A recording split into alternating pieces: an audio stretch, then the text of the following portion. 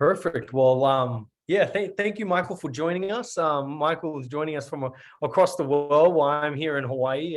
Michael, could you just introduce yourself and just tell us a little bit about yourself and how you got to where you are today? You bet, Ben. Thanks for having me. I appreciate it. And it's really good to catch up with you and the folks that are watching. I am an educator by training and background. I have been in the education business in some way, shape, or form since I was 21 or 22 years old. And I didn't get there in a very traditional way. I started out as an undergraduate. I worked at IBM as a market analyst for about 3.5 years and Yeah. learned a ton and loved my time there, but recognized that that was not my calling or my passion. So I started to look at what else I wanted to consider. And my majors, I was functionally a pre-law major. So I was a history major, poli-sci and philosophy minors. And Wonderful. it was, I loved the content. What I recognized though is that studying the content wasn't necessarily the same thing as practicing out in the world. And so that gave me a little bit of pause. I did go through the process of taking the LSATs and applications and all that, but I wasn't 100% convinced that this was the area that I really wanted to go into.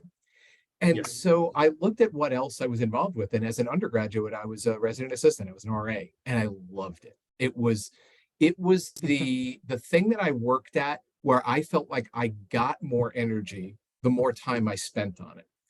And so when I finished college, I looked at my prospects and said, well, if I want to go back to law, I could potentially do that at some point. But I want to try to pursue something in the area of education, uh, really helping folks to figure out who they were and what they wanted to do with themselves. And that really started a 30 plus year journey for me, Ben.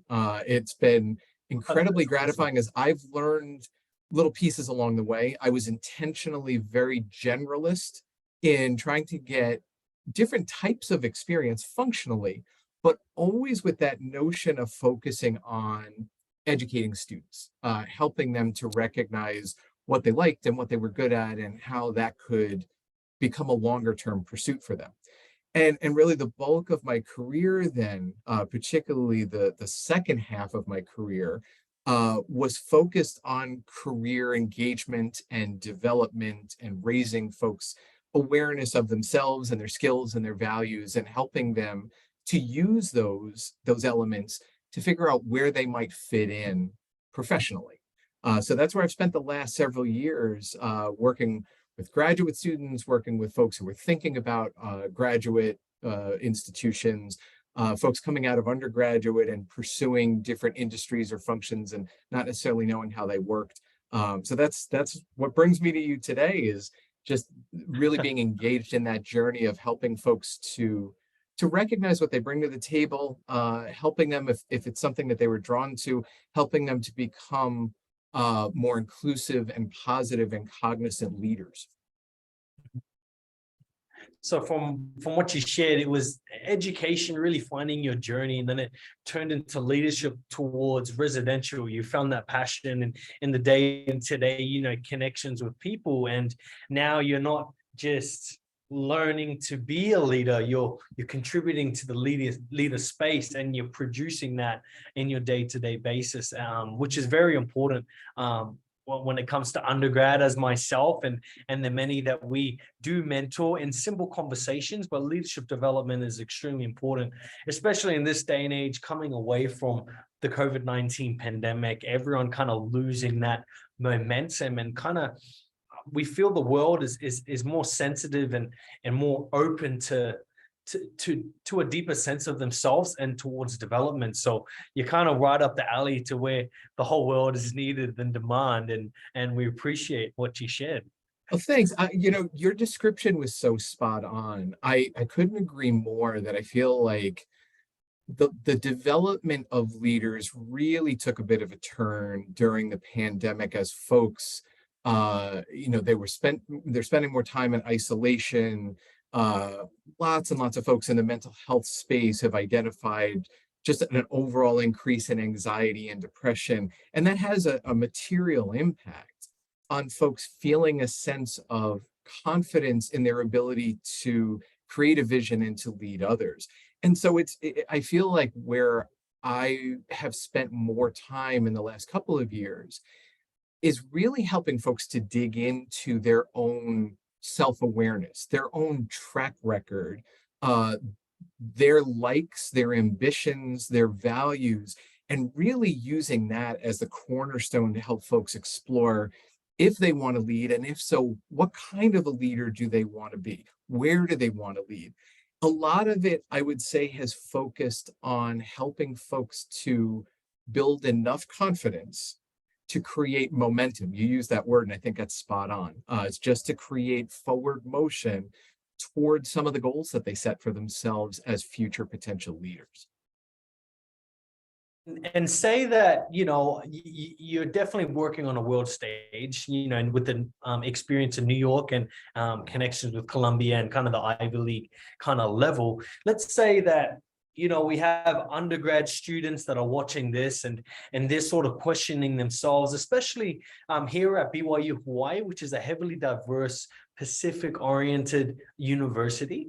So if we put into context in the scenario that an Islander undergrad student comes to BYU Hawaii and has dreams to go on the big world stage and work for big companies and Ivy League schools, what are the kind of skills and attributes that is in demand, or that are most attractive to the professional world-class stage, and kind of that direction on how they can get there?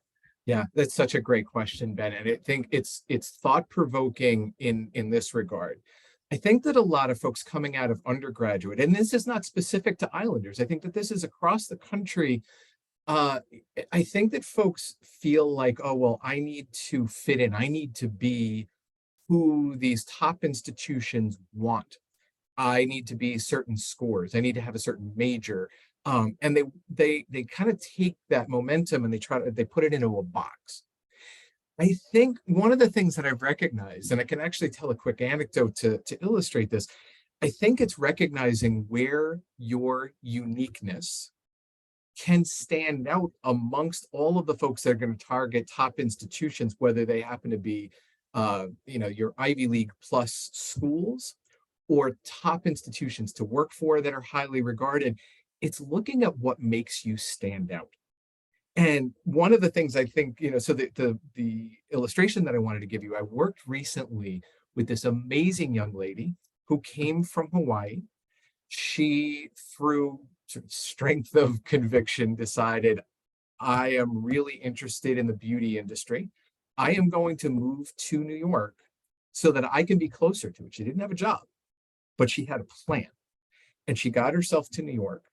And she then started to build an online presence, and then, parlayed that into success in New York enough that she was then targeting top MBA programs.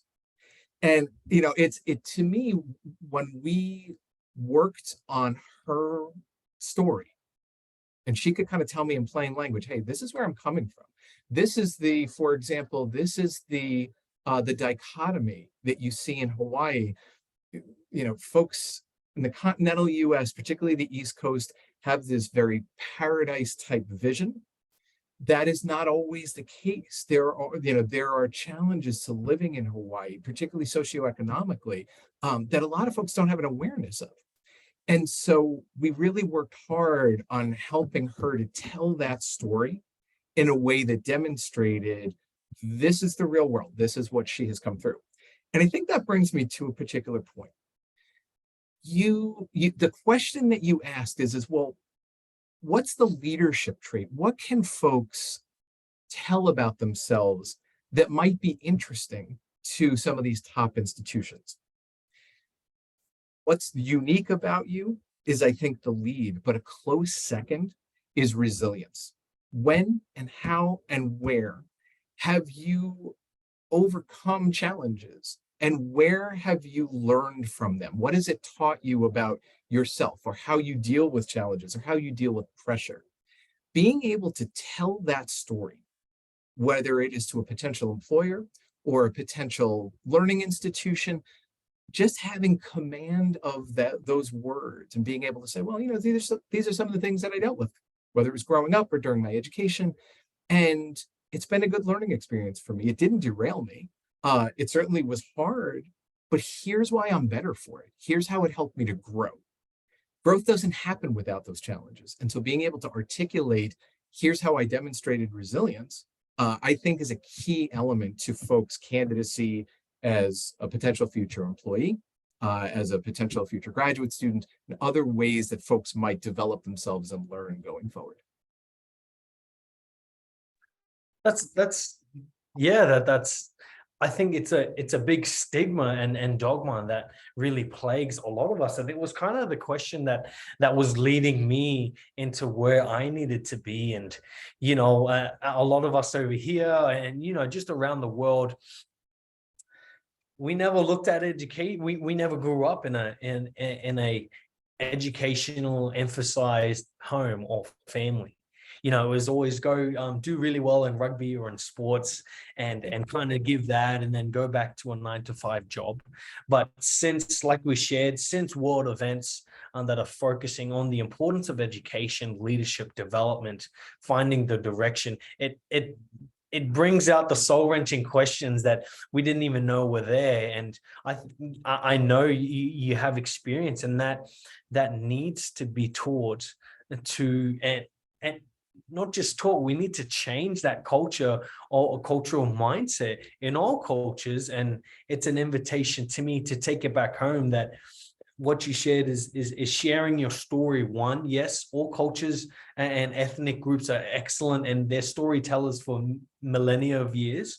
And then the second thing is, I never thought about it, is resilience, showing and sharing how you were able to resilient in specific circumstances in the problems, and kind of the story is the problem. What was the problem? How did you resolve that? And I remember some of the interviews that I had. I think that's what made the difference with my application or my agenda was how did I solve the problem? Because you want problem solvers in this day and age. That's So exactly right, Ben. That's exactly right. I think regardless of, again, whether it's an employer or a school or another endeavor, typically I think one of those key pieces is this person a problem solver? And they have a demonstrated track record? And I think that a lot of times folks forget what they've done. I will tell you, I think one of the single things that terrifies many MBA candidates, and I'll use that population as an example because I've worked with them a bunch, yes. is self-analysis, self-reflection. It's not something that is as prominently featured in high school or in college as I would like to see it.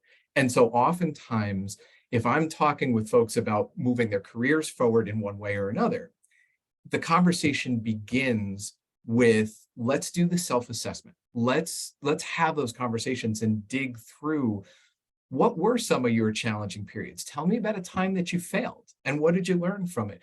Tell me about something that scared you. Tell me about something that's your proudest moment. A lot of folks, they have them when they're prompted, but they don't spend a lot of time thinking about it until there is that prompt. And I would love to encourage folks to have more of those conversations, and however they can, whether it's to write it down or capture a video or audio note or whatever, is to keep those moments, because I think those moments and having an awareness of those moments, I think can breed the beginning of that sense of confidence. Hey, I have been through some things, and yes, I am capable of doing even more. Oh, keeping a journal, I think that's definitely one thing. Yeah. I kind of, when I served my 2-year church service mission in New Zealand, Yeah. one of the big aspects of me trying to get over this dogma and realize my potential was, like you said, self-analysis. And this really improved my handwriting. I was a terrible handwriting, terrible at English, kind of terrible in high school. I just loved to play sports and I was there for the friendship and social. There's probably a lot out there that are like me, but keeping a journal, being able to reflect that and use it in your daily planning, kind of mastering those moments in the morning, which set up the rest of the success in the day. I think that's what made the difference in my life. And I'll definitely share those aspects for it. Thank you, Michael. In regards to, I'm cutting down to the cultural aspect and trying to cultivate a continuous learning and development. How can we do that from an organizational perspective, like in school or in businesses, even our own, businesses, to the micro level, like even at home, to our children? Me being a newly young father with a 6-month-old who teaches me every day, how can I cultivate that learning and development continuously? Well, first of all, congratulations. That is fantastic news. And as a fellow dad, you're in for a phenomenal journey, a humbling one, but one that will teach you at least as much as you were going to teach your son. So I'm really pleased for you. And I love the way that you frame the question of, sort of macro to micro. And I think that you have opportunities to start at either end. So I'll give you an example.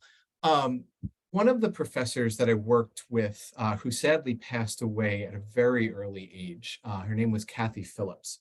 Kathy was one of the foremost scholars worldwide on diversity, equity, and inclusion in a business setting. And her research reflected directly that more diverse teams perform better. Period. Done. They went through different stages of team development and identity. There oftentimes was greater conflict within a diverse team compared with a homogenous team.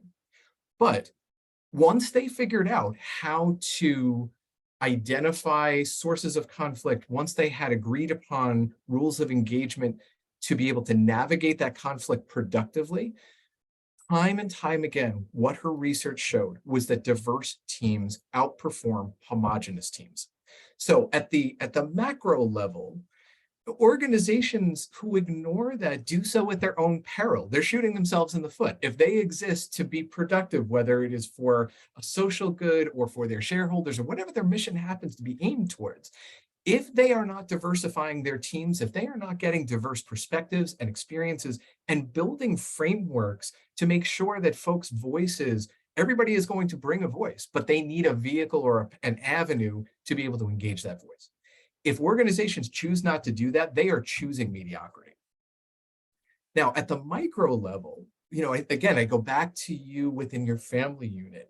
I think the question, we're all going to have biases. We're all going to have elements that we need to learn more. And I think one thing that we can do on the individual level is just to recognize that. It doesn't make us a bad person to know that we're walking in with certain biases or certain blind spots. Where we fall off is either defending that bias or choosing not to explore it or not coming into things with an open mind and saying, I can be better and I have an obligation to do my best. I'm never going to be perfect, but I have an obligation to continue to move forward.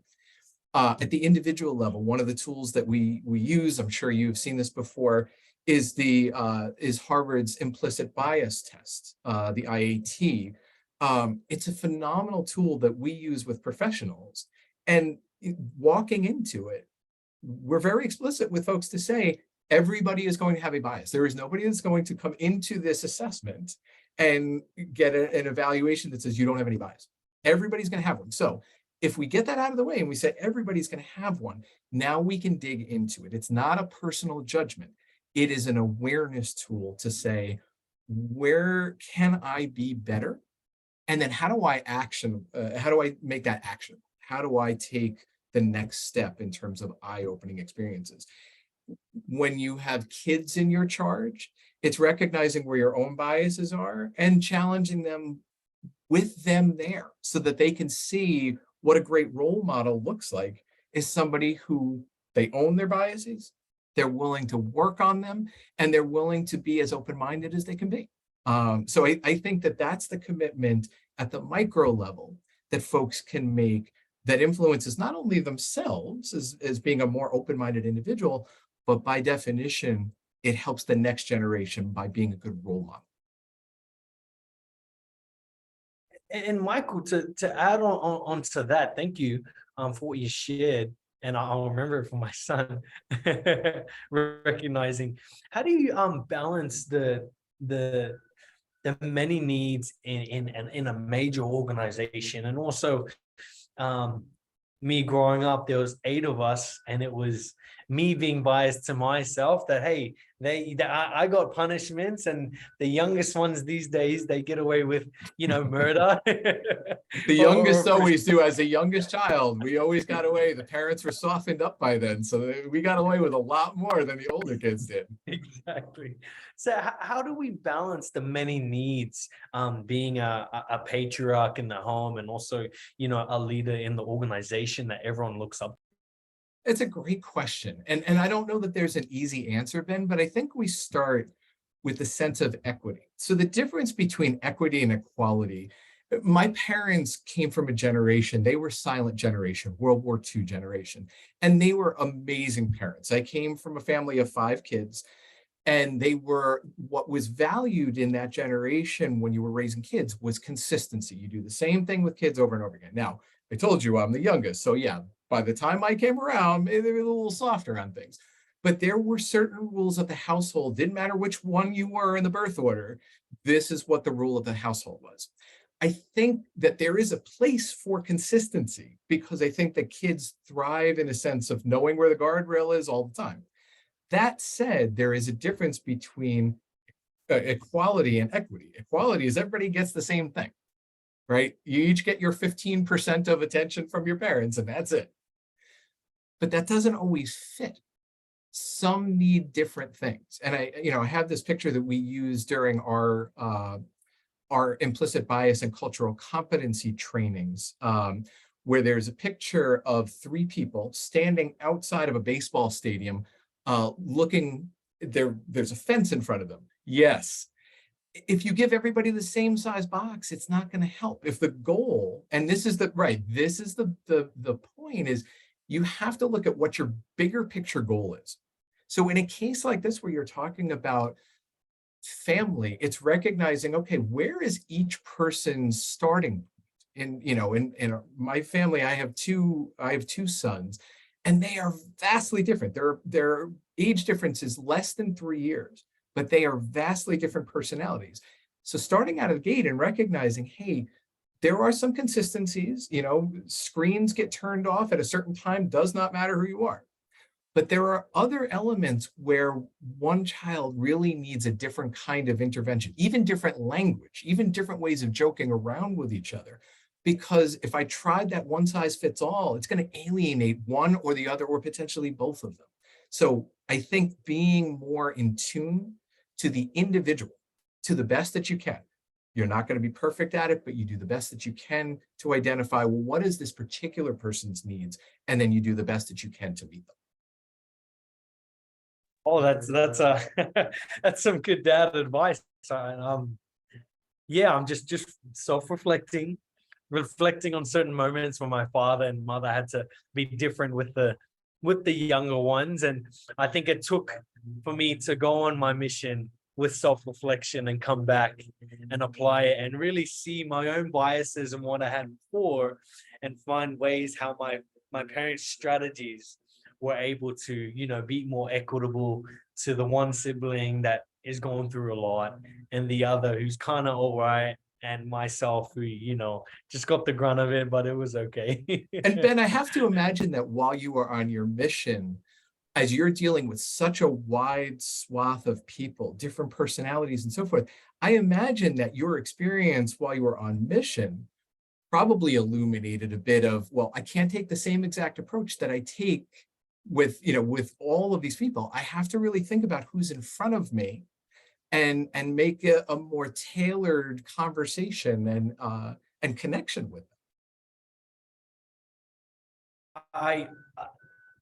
The diversity, the equity, the inclusion, my favorite moments were like yours, where it gets to a point where you kind of work yourself so much that you understand that you can do the work, you can be the leader, but a greater leader is producing other leaders. Kind of the difference between managers and leaders, where managers, they're appointed the role and they're just set to do the tasks, where the leaders are for the people, and they just produce and mass produce wherever they go more leaders. And my example that I use is my last area, and it was in the top of the it was in the bottom of the South Island, close to Wellington. Okay. And it was just outside of Wellington where they filmed all of the Lord of the Rings different sets. Beautiful place. New Zealand is as beautiful as it is on the movies. And it got to a point where we sat down, and there were all these fruit pickers from the islands, all from Vanuatu. And there was probably 30 of them. And they all had different questions. And I understood that those questions were specific to, whether it was abuse in the home or some of the traditional or tribal or cultural challenges that they had, leaving their home for a year or 6 months and making money and sending it back. And it got to the point where I knew I couldn't do it all by myself. So I recognized the leaders who had that capacity and capability to teach and be their own leaders. So in a way, we were teaching doctrine, we were teaching, about the church and the Savior and all of that. But my most happiest moments is never when you're teaching it. It's when you're not there, when they're applying it. And it was even more beautiful when the people who weren't even religious, they were teaching each other and sort of converting themselves on this message that these missionaries, these young, kids straight out of high school had this giant task and responsibility. And it was the best thing in the world. And it gives everyone, 10 years of experience. And that was kind of my first real exposure for 2 years, doing it full time, just building leaders and developing that framework and those strategies. So everything you said today is a reflection on me personally, and also my biases that I fall short in and I have to be reminded. But I think you hit on the nail, and a close invitation that I'm working on is I need to be journaling every day. I need to be planning every day and having that self-reflection analysis, taking that time to meditate and just find ways that we can build ourselves and our character. So thanks, couldn't Michael. agree more. I love how you put that. I think that's a really articulate reflection of how folks can take very concrete steps to start. One of the exercises that I often use with folks that I do leadership coaching with is an exercise called the 6-word memoir. And what it's meant to do, it's not original, this was the 6-word memoir, right? So there was a journalist back in the early 2000s who started playing around with this concept. It was actually adapted from a Hemingway interaction back in the mid-1950s, where he was challenged to write a 6-word novel. And this journalist really liked the notion of the 6 words, how brief it has to be, and therefore how powerful it could be. And so he started collecting, he started, asking people to come up with 6-word memoirs. And, some of them were funny and some of them were engaging and some of them were sad. And he started to compile these.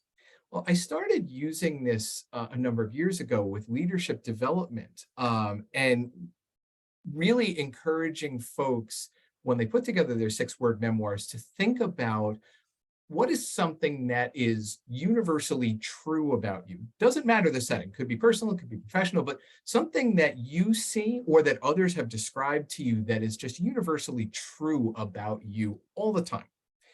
And if you think about that in the context of a more professional setting, since I'm typically working with folks who are either job seekers or graduate school seekers or leadership development candidates, I'm looking through that lens of this person as a professional. So I will typically ask folks to write a 6-word memoir. Now, a memoir means it has to be a bit of a life story. It's not just 6 individual adjectives that describe you. It has to tell a story. So when I went through this years ago, I shared with you a little bit about how I feel strongly about being an educator. And so when I went through this a number of years ago, the 6-word memoir that I came up with for myself was helping people's light bulbs go on. And where that came in very, very helpful for me. Years later, when I left higher education, I was at a bit of a crossroads in my career. I wanted to explore, but I had been in a particular industry for so long, I wasn't quite sure how to go about the next step. Even as somebody who had headed a career center and had been a career coach, sometimes it can be hard to take your own advice. And I stepped back and re-looked at that 6-word memoir. And it was at a point where I was really having doubts about, well, if I'm not going to do this in a university setting, where am I going to do this? How am I going to do this? And I read that again, helping people's light bulbs go on. And I recognized it didn't say anything about on campus or at university or any of that. And I thought about it, right. I thought about it more of like, I'm the geek that when I'm with my friends, they're like, why aren't you on Jeopardy? Because you have so much useless information up in your heads. Like you're constantly like, hey, have you seen this? Or did you read this article? My kids constantly give me, a hard time about, my coming up with stuff. And Yeah. I recognized it wasn't predicated on being in a university setting. And that's actually what enabled me to successfully move onto the corporate side and to find an opportunity where I still felt like I was helping people's light bulbs go on. So it's an exercise that I throw out to you to consider. Yeah. It's one that can serve as a bit of a personal mission statement so that when you are at your next juncture, you're thinking about a big decision, your 6-word memoir being your mission statement, that can give you a little bit of a measuring stick to say, well, if I'm between two choices, which one feels more true to my 6-word memoir? Which one feels closer and more aligned to my personal mission, why I feel like I'm here? Yeah. Yeah. How would I we get a lot of constructiveness from our wives. And I actually had the same impression, but I didn't know how to go about it last week. And it's kind of like, how would I approach my wife with this question? Or how did you start with this? So I'm very fortunate in that my wife is very open-minded and willing to do these kinds of exercises. And she, in her own Yes. right, she is probably the most talented question asker I have ever come across. She asks One. this amazing array of thought-provoking questions on a very regular basis. So I think her natural inquisitiveness makes her a little bit more susceptible to saying like, hey, if I were to ask you what your personal mission statement is, would you be able to kind of work on a 6-word memoir? I think Yeah. for anybody, I think that the potential value add is that folks oftentimes feel like they get stuck with big decisions because it's apples and oranges. It's really hard to measure two big sort of amorphous options that you have. There's going to be pluses to either one, and it can be very difficult to try to discern. I've used that 6-word memoir in leadership development, not only as a starting point to say, well, what do I stand for? What's most valuable to me? But also as a helpful decision-making tool so that when folks are thinking about two different paths that either of them could potentially impact their leadership trajectory, but in very different ways, that again, they have a touchstone to go back to. So I might kind of share that with your wife to say, look, this is a potential helpful tool when you have to make big decisions about what comes next for you. It can help with family decisions. It can help with professional decisions. It gives you a sense, I think, of being grounded and giving you a bit of a North Star to go back to help remember what your primary direction is. That's how can I put it in my words?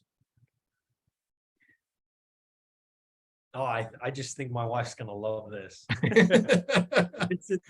Well, what you shared is it's unique because right now our situation, and here on campus there's 3,000 students and they're from above 50 different countries.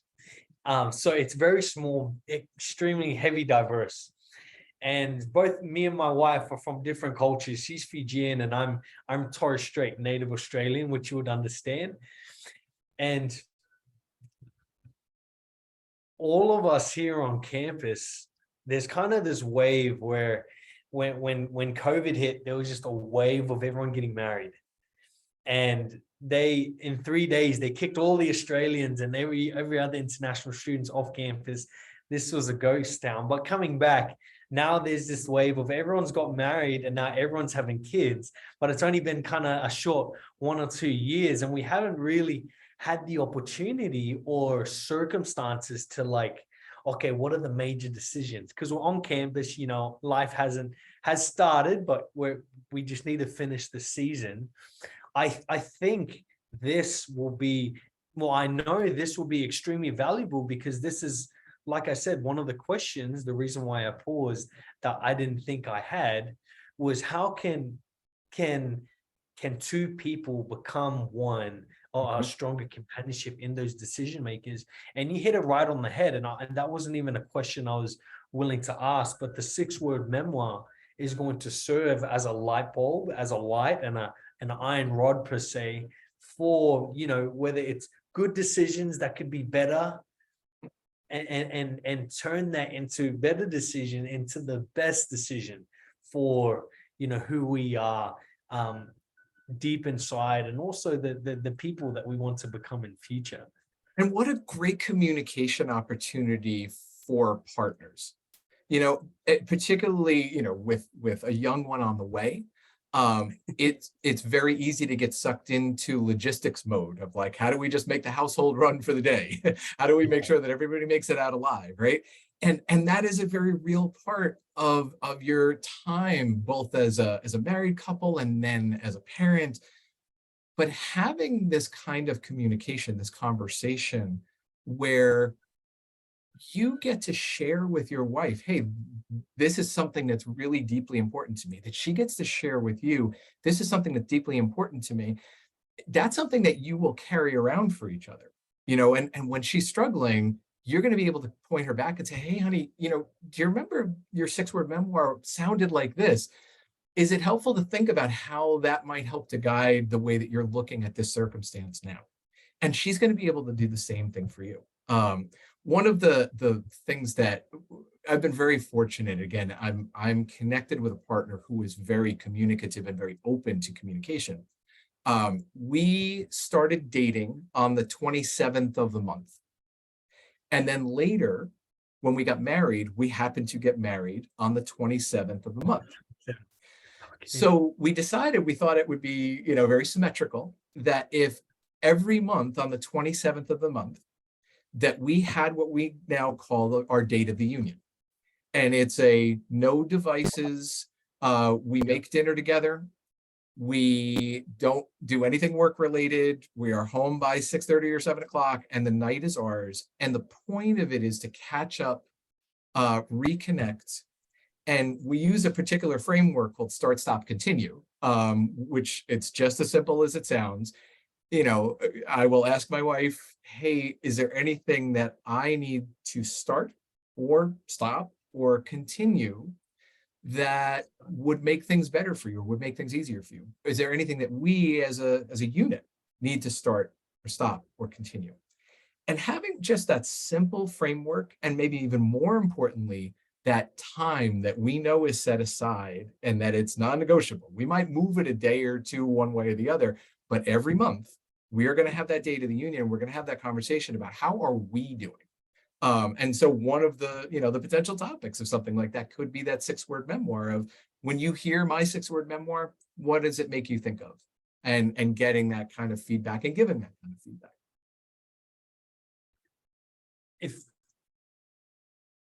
If there was anyone watching this and kind of struggling, really struggling with,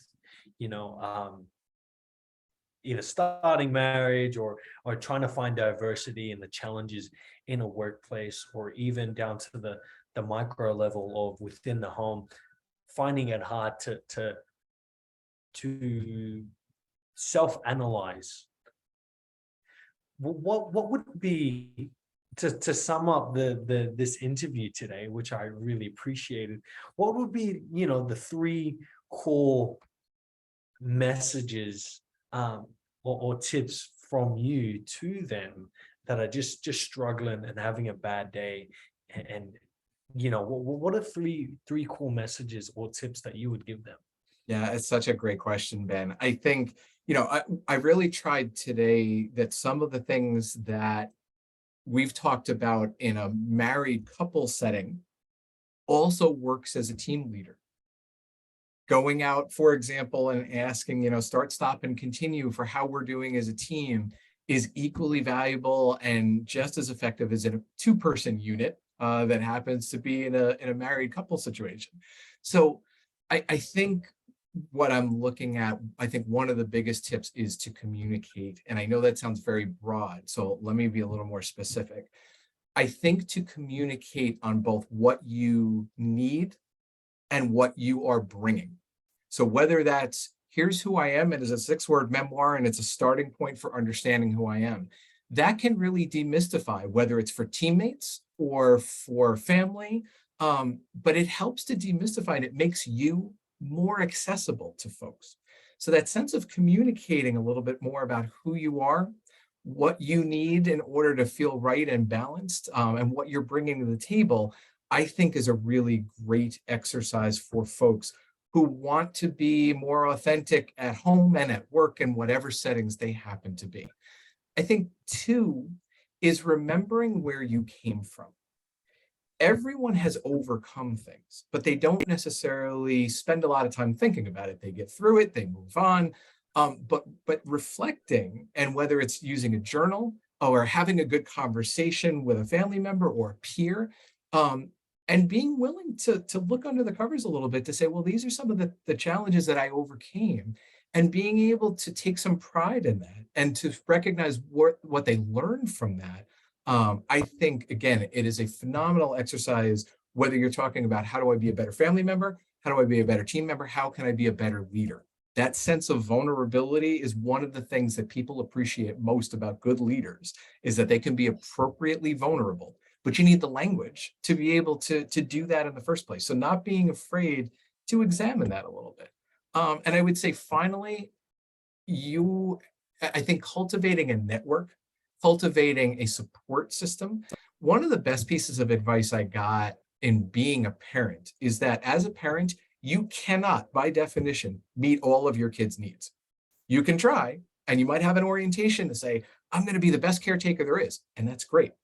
But there is no way that as a parent, whether it's, you have both parents or it's a single parent, there is no way that everything that your kid needs is going to come from you. And so recognizing, well, there are other inputs, other invested family members, mentors, teachers, coaches, folks that are going to teach lessons differently. And that's not a shortcoming as a parent. That's actually responsible parenting. That's putting together a network for your kids so that when they can't hear a message from you, they can hear it from somebody else. That same, I think, element is also true for you as a leader. You do not need to be all to everyone. You need to be aware of your strengths, you need to be aware of your shortcomings, and you need to see how you can best meet those shortcomings so that your team or your family, whoever's involved, is getting what they need. So I think cultivating a network, a personal and professional network, is that third recommendation that I would offer. That's awesome. Thank you so much. From today, what I've learned is the communication, the simplicity of frameworks that go in, and just that last part. I just kept on thinking about diversity, or even guided diversity. You don't have all the solutions to all the problems, and you're not prepared. We can prepare as much as we can, but when situations happen, they happen, especially in the home. But that is something that I definitely will take personally to heart, in that guided diversity, when I don't have all the answers for my son. But once again, thank you so much, Michael. I think this Zoom and podcast was very inspired. And I'm taking, in Australian language, what we say is we take all the good that you have and you see if you can add to it. But in the Australian version, I relate the goal to the golden nuggets. I'm taking that and I'm applying it. So thank you so much, Michael. We'll keep in touch. And for anyone who's watching this, we hope that you can take away those three aspects of leadership and development, and just to simplify our lives, even down within the home. So thank you, Michael. Did you have any other last thoughts or anything that you wanted to share before we close? I just want to thank you. It is such a gift to be able to connect with you. I think it's such a gift that you are giving to folks to think about what their potential needs are, or how you can help folks to maybe think a little differently, and just the different perspectives that you're pulling in to help people to do that. They're going to react to a wide range of things. And I think it's tremendous that you are doing this for the community there. So thank you for letting me be a part of this conversation. I really enjoyed the time with you today. No worries. And I look forward to meeting you in person and catching up very soon. So That thank you sounds so great. much. Of course. Appreciate it. Well, you have a wonderful day. Thank you, mate. Thanks. You too. Cheers. Bye.